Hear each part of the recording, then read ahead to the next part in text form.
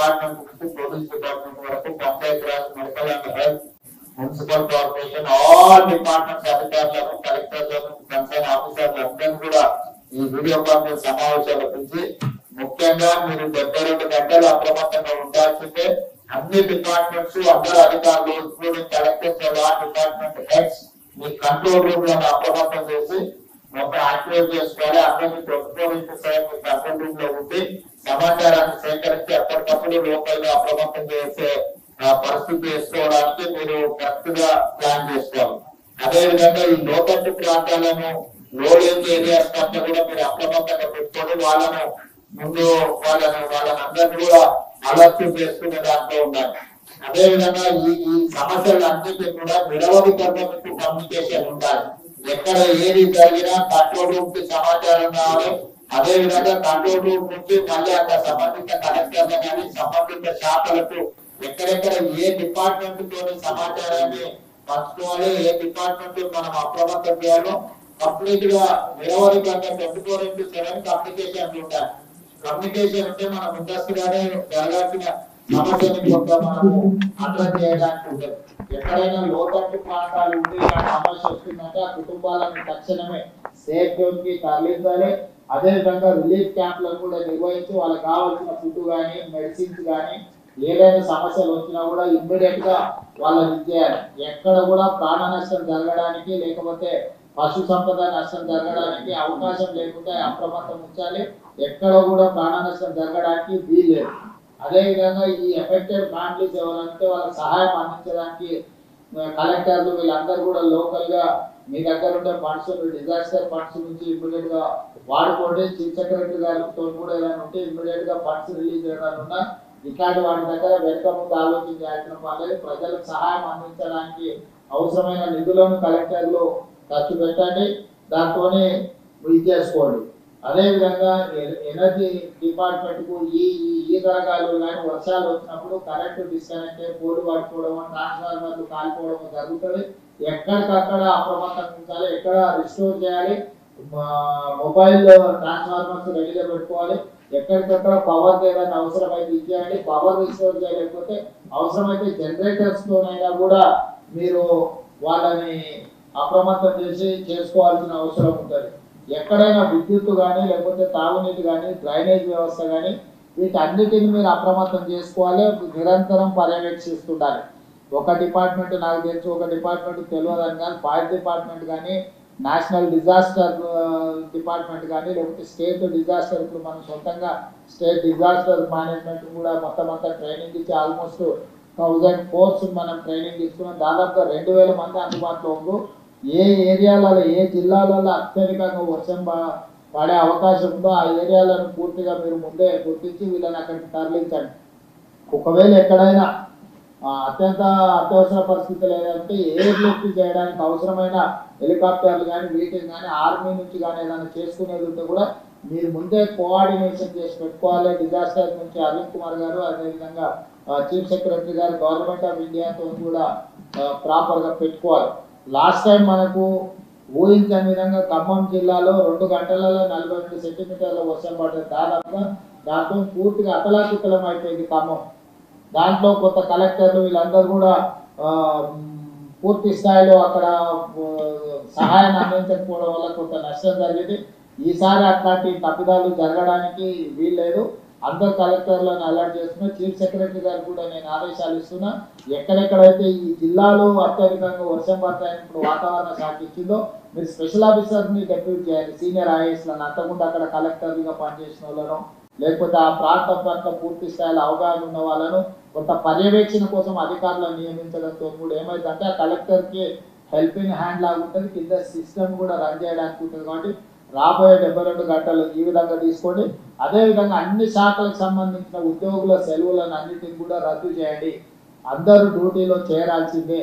అదేవిధంగా మీరు help line ఇది చేయండి. హైదరాబాద్ నుంచి గ్రేటర్ హైదరాబాద్ ఈ ప్రాంతానికి హైదరాబాద్ కానీ రూరల్ కానీ మీరు హెల్ప్ లైన్ అత్యవసరంగా హెల్ప్ లైన్ కూడా ఒకటి అనౌన్స్ చేసి ప్రజలకు అందుబాటులో పెట్టండి. ఎమర్జెన్సీ కాల్స్ ఏమైనా ఉంటే తీసుకోవడానికి అవసరమైన చర్యలు తీసుకోవడానికి ఇది చేసుకోవాలి. మెడికల్ అండ్ హెల్త్ డిపార్ట్మెంట్ కూడా మీరు మెడిసిన్స్ కానీ ట్రీట్మెంట్ కానీ ఎమర్జెన్సీలో ఎవరికైనా ఏమన్నా అయితే అత్యవసరంగా వాళ్ళకి ట్రీట్ చేయడానికి కూడా డాక్టర్లను అందరినీ కూడా మీరు అప్రమత్తం చేసి పెట్టుకోవాలి. ఎక్కడైనా ఏదైనా యాక్సిడెంట్ కానీ ఇన్సిడెంట్ కానీ లేకపోతే ఏదైనా పరిస్థితుల్లో ఎమర్జెన్సీ ఎవరికైనా వైద్యం అందించాల్సి వచ్చినా మెడిసిన్స్ చేయాల్సి వచ్చినా ఏది చేయాల్సి వచ్చినా మెడికల్ అండ్ హెల్త్ డిపార్ట్మెంట్ కూడా కంప్లీట్గా అప్రమత్తంగా ఉండాలి. కావాల్సిన అన్ని వసతులను మీరు ఏర్పాటు చేసుకోండి. అదేవిధంగా చివరగా గ్రేటర్ హైదరాబాద్ అంటే రాచకొండ కావచ్చు, సైబరాబాద్ కావచ్చు, హైదరాబాద్ మేజర్ ఇక్కడనే వర్షాలు నీళ్ళంతా రోడ్ల మీదకి రావడం, దాంతో లోతట్టు ప్రాంతాలు కాలనీలు మునగడం, మన మూసి పరివాహక ప్రాంతంలో కూడా ప్రమాదాలు జరగడం, గతంలో నాగోళ్ళు ఎల్పీ నగర్ ప్రాంతంలో మనుషులు కొట్టుకుపోయిన సంఘటనలు ఉన్నాయి. కాబట్టి పోలీస్ కమిషనర్లు కూడా అక్కడ జనాలను పోకుండా ఎక్కడైతే ప్రమాద స్థాయికి నీళ్లు చేరుకుంటూ అక్కడ ట్రాఫిక్ను ప్రజల్ని పోనీయకుండా ఆపడానికి పోలీస్ ఫోర్సెస్ కూడా పెట్టాలి. సిటీ ట్రాఫిక్ను చేయడానికి ఫిజికల్ పోలీసింగ్ కూడా అవసరం. ఉన్నతాధికారులు కూడా ఫీల్డ్ మీద ఉండాలి. ఉన్నతాధికారులు పర్యవేక్షిస్తున్నారంటే మిగతా వాళ్ళు అందరూ కూడా వస్తారు. కాబట్టి రెగ్యులర్ పోలీసులు కూడా ఈ దీంట్లో భాగస్వామ్యం తీసుకోవాలి. Not only traffic police, normal టైంలో traffic police will take care of traffic regularisation.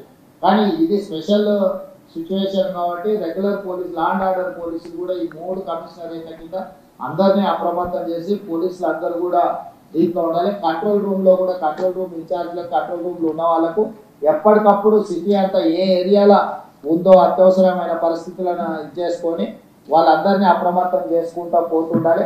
అదేవిధంగా హైడ్రా నుంచి మీరు ఈ ఎఫ్ఎం రేడియోలకు వీటికి కూడా అలర్ట్స్ ప్రకటించండి.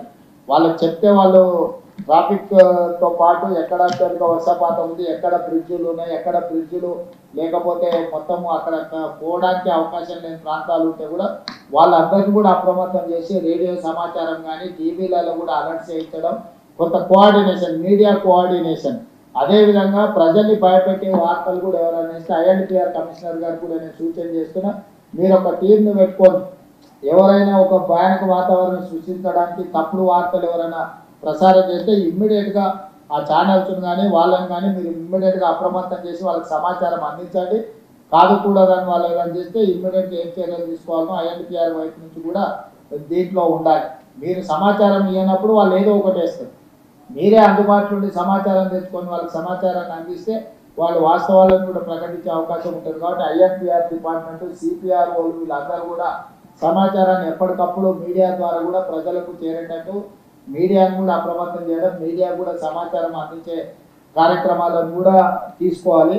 వీళ్ళందరినీ కోఆర్డినేషన్ చేయడానికి చీఫ్ సెక్రటరీ గారు, డీజీ గారు, కమిషనర్లు మీరు ఒక గ్రూప్ క్రియేట్ చేసుకొని ఎప్పటికప్పుడు ఆ గ్రూప్లో మీరు డిస్కషన్ చేసుకొని ఇన్స్ట్రక్షన్స్ ఇవ్వడానికి కూడా అవసరమైన దీంట్లో కూడా మీరు ఒక కోఆర్డినేషన్ లాగా ఉండాలి.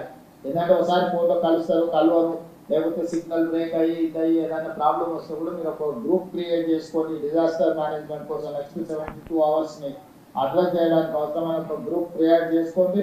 కన్సర్న్ మినిస్టర్స్ అందరూ అందుబాటులో ఉంటారు, నేను కూడా అందుబాటులో ఉంటాను.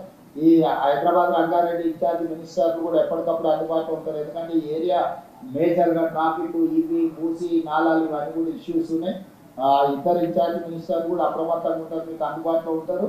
మిగతా అధికారులు అందరూ కూడా ప్రాపర్గా మీరు కోఆర్డినేషన్ చేసుకోవాలి. చీఫ్ సెక్రటరీ గారు మీరు కూడా అన్ని డిపార్ట్మెంట్లో ఇచ్చేయండి. ఇంపార్టెంట్ డిస్ట్రిక్ట్స్, హెవీ రైన్స్ ఉన్న, రెడ్ అలర్ట్ ఉన్న దాంట్లో మాత్రం సీనియర్ ఆఫీసర్లను మీరు కొంతమందిని డెప్యూట్ చేయండి. దాంతో ఇది అవుతుంది. తర్వాత ఇరిగేషన్ డిపార్ట్మెంట్ కూడా మీరు వాటర్ ఇన్ఫ్లో అవుట్ఫ్లోస్ క్యాలిక్యులేట్ చేసుకొని ఎప్పటికప్పుడు గేట్ పెట్టడం కానీ, లేకపోతే వాటర్ని స్ట్రీమ్ లైన్ చేయడం కానీ, ఎక్కడికక్కడ విడుదల చేయడం కానీ ఉంటుంది. మీరు చాలా వరకు ఏంటంటే ఇప్పుడు గోదావరిలో, కృష్ణలో ఫ్లో ఎక్కువ లేదు కాబట్టి వర్షం వచ్చినా నష్టం లేదని ఏదైతే ఆలోచనలు ఉందో రీసెంట్ డేస్లో క్లౌడ్ బర్స్ట్ వల్ల ఎక్కువ డ్యామేజ్ అవుతుంది. వాటిని అప్రమత్తంగా ఉండాలి. ఇప్పుడు అత్యధికంగా మన సిస్టమ్ అంతా 24 గంటలకు 2 సెంటీమీటర్ల వర్షం కురిస్తే సరిపోయే వ్యవస్థ ఏర్పాటు చేసుకున్నాం మనం పట్టణాలలో. కానీ 2 గంటలలో 30-40 సెంటీమీటర్లు వచ్చినప్పుడు మనకున్న డ్రైనేజ్ వ్యవస్థ కానీ, మనకున్న రోడ్ల వ్యవస్థ కానీ సరిపోదు. దాంతో ఏమవుతుందంటే పూర్తి స్థాయిలో ఎంత మీరు అటెండ్ చేసినా రోడ్ల మీద మొత్తం నీళ్లు నిలిచిపోతున్నాయి, ట్రాఫిక్ నిలిచిపోతుంది. దాన్ని దృష్టిలో పెట్టుకొని వీలైనంత మేరకు చీఫ్ సెక్రటరీ గారికి సూచన చేస్తున్న స్కూల్స్, కాలేజెస్ కూడా కంటిన్యూగా నడపాలా, హాలిడేస్ ఇవ్వాలా, పరిస్థితిని బట్టి అంచనా వేసుకోండి. అదేవిధంగా ఐటీ ప్రొఫెషనల్స్ కూడా వర్క్ ఫ్రమ్ హోమ్ చేయడానికి అవకాశం ఉంటే వాళ్ళని కూడా అప్రమత్తం చేయండి. వీలైనంత మేరకు ప్రజల్ని రోడ్ల మీదకి రాకుండా జాగ్రత్తగా సేఫెస్ట్ ప్లేస్ లో ఉండేటట్టు డిపార్ట్మెంట్ పరంగా అప్రమత్తం చేయండి. మీరు కూడా డిఫరెంట్ డిపార్ట్మెంట్స్ నేను special chief secretary IT and వాళ్ళకు కూడా సంజయ్ కూడా నేను ఇన్స్ట్రక్షన్ ఇస్తున్నా. శ్రీధర్ బాబు గారితో కోఆర్డినేట్ చేసుకొని ఐటీ కంపెనీలు కూడా వీలైతే నెక్స్ట్ 2-3 రోజులు వర్క్ ఫ్రమ్ హోమ్ చేసుకోవడానికి అవకాశం ఉంటే దాన్ని కూడా ఎగ్జామిన్ చేయమని వాళ్ళకి చెప్పండి, వాళ్ళని అలర్ట్ చేయండి. సైబరాబాద్ కమిషనర్ కూడా ఆ ఏరియాలో ఐటీ కంపెనీలు ఖర్చులు ఉంటాయి కాబట్టి వీలైతే సైబరాబాద్ కమిషనర్ గారు కూడా వాళ్ళతో కోఆర్డినేషన్ చేసుకొని వీలైనంత మేరకు వర్క్ ఫ్రమ్ హోమ్ అయ్యేటట్టు చూడండి. దాంతో ఏంటంటే రోడ్ల మీదకి కొంత ట్రాఫిక్ తక్కువ ఉంటే హ్యాండిల్ చేయడం ఈజీ అవుతుంది.